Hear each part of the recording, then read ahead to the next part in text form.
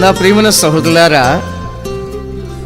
కొన్నిసార్లు మనకు చాలా బాధ వేస్తుంటుంది. ఎందుకంటే కుటుంబ భారము, ఉద్యోగ భారము, పనుల భారము, రకరకాలైన భారాలు మనకుంటాయి.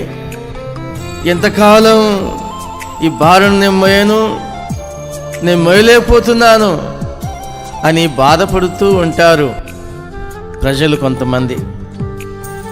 అలాంటి సమయంలో నేరుగా మోకరించి పరిశుద్ధమైన దేవుని దగ్గర ప్రార్థన చేస్తే మోయలేనంత భారము ఆయన మోయించాడు. వెంటనే ఆ భారాన్ని తగ్గించేస్తాడు ప్రార్థన చేస్తే.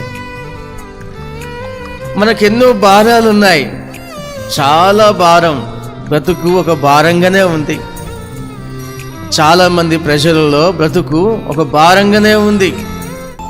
ఈ భారం కూడా భరించలేని పరిస్థితుల్లో మనుషులమైన మనం ఉన్నాం.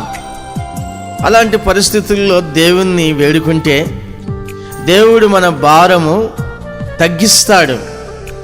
మనము మన భారాన్ని మోయకుండా ఆ భారము వేరే వారి మీద వేస్తాడు.